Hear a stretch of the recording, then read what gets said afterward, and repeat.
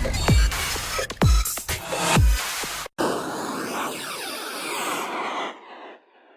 the Geek Speak show at San Diego Comic-Con, the 50th one. With us is Brian, who he created a little show you guys may have watched, you may have known. It's called The Toys That Made Us. Big announcement. We'll talk about that in just a second. But first, can you tease a little bit, if you can, what's coming up in the new season? Season 3 is My Little Pony, ponies, not singular, Power Rangers, Teenage Mutant Ninja Turtles, and wrestling toys. What made you pick those in particular? I wanted to have all flagship brands because we were only doing 4 this time. So when I was doing 8, I could be a little selfish and do Star Trek and Hello Kitty. So because I was only doing 4, I really wanted to get the flagship brands. So because I got a lot of grief for doing Star Trek, literally from Playmates. Like, you did Star Trek and not Turtles, but also the fans were not too happy. And Hello Kitty, too. Hello Kitty, I can make an argument about and be like, stop it. Doing Star Trek before Turtles and before Power Rangers, that was a little selfish. When you came up with the idea for the series, what was the impetus? What made you want to do it besides obviously get it out there? I was in a bookstore like 8 or 9 years ago, and I, for whatever reason, was like, I want to know more about G.I. Joe. There were no books in the bookstore about G.I. Joe. Then I was like, what about Transformers? No books about Transformers. There were only books, there was one book about Star Wars toys. So, but I also noticed there was literally over a dozen books about the War of 1812. Mm-hmm. And I got, obviously, I mean, no disrespect to the War of 1812, but I feel like G.I. Joe and Transformers had a bigger impact on who we are today as a people than the War of 1812. Yeah. So I'm not saying there should be fewer War of 1812 books, but there should definitely be more about these cultural, like Optimus Prime is like a father figure to me. Yeah. Like, there's no books on Transformers, so that was the impetus. Yeah, well, I'm sure you get this a lot, but one thing, especially in my household, it's actually made me the cool dad, because a lot of the toys that my kids see on there is like, I pull them out, like, look what I have. Dad, you actually have those? So I'm sure you get a lot of the stories like that brings families together. It's my favorite thing to hear about the show. Yeah, so the big announcement that we can talk about now is you have a new series coming. It's called The Movies That Made Us Now. So how did that all come together? So Netflix was really happy with toys, and I went in and I pitched 2 spin-offs. The one they responded to was movies, and they greenlit it. And Netflix is a company that is very hard to get in business with, but once you get in business with them, it's much easier to stay in business. So they trusted me. I've been working with them for almost 10 years. At that time, it was probably about 8 years. They trusted me as a producer. Because of toys, they could see the kind of storytelling that we could do. They let us do it. So from movies, what movies are we going to see?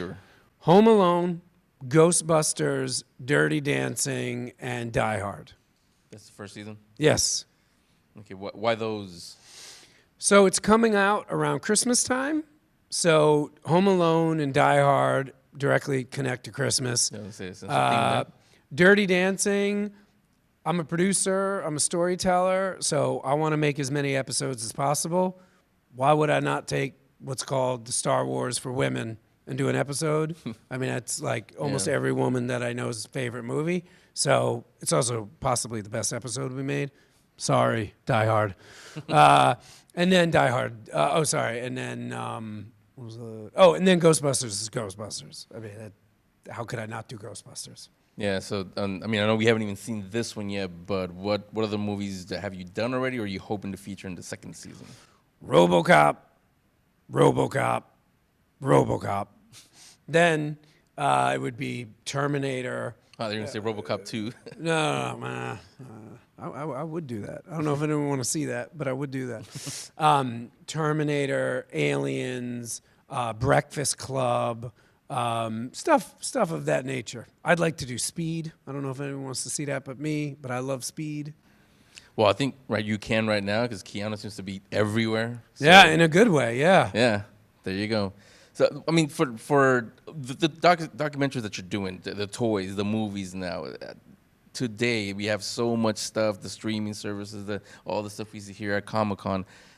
Is there stuff that stands out and we will be talking about, our kids will be talking, their kids will be talking about 30, 40, 50 years from now? Absolutely. Talking about this? Shopkins. I mean, I have 3 kids. The Shopkins, they will, if they're making movies, if they're making toys that made us in 30 years, the first episode will probably be Shopkins. I mean, there are great toys out now. Yeah, know them very well. The Calico Critters. Calico Critters, which everybody thinks is British, is Japanese. That's a great story too. Yeah, so let's finish on where we are, Comic-Con, the 50th. Yeah, it's not, by the way. Well, technically no, but we'll go with... It's really funny what they're doing. Yeah. Yeah, really interesting. Okay, the 50th really is...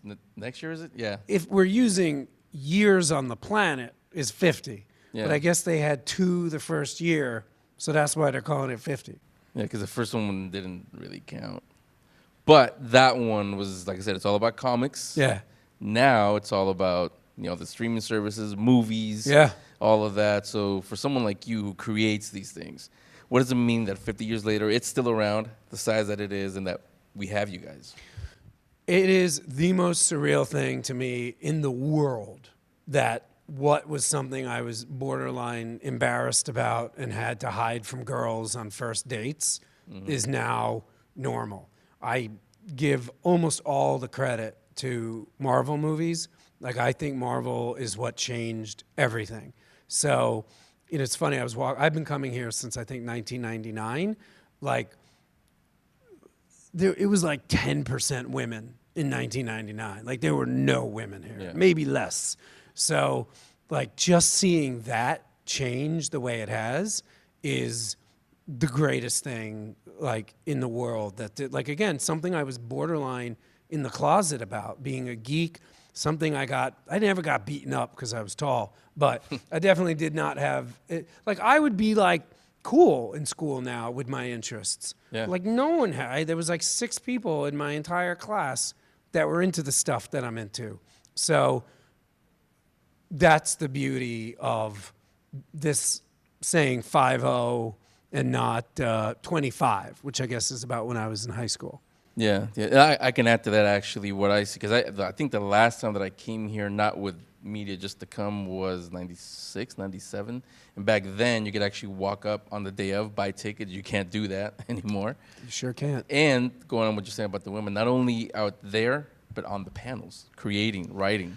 I'd say it was 2% women on the panels. If that. Yeah, if that. Yeah. Now there's an entire panel on Saturday in Hall H, all about women creators. So. No, and again, Marvel, I don't know if you disagree or you could tell me something else. Marvel for me is like a light switch that changed everything. Nah, I'm the Marvel guy. I'm not going to disagree. Ha! So again, it's Brian. When is the new season coming out? We have not announced that yet. I was hoping to, but we still don't have it. So coming soon, this year. Just keep watching Netflix. Keep watching. Keep watching. Thanks, Brian. Thank you. Really appreciate it.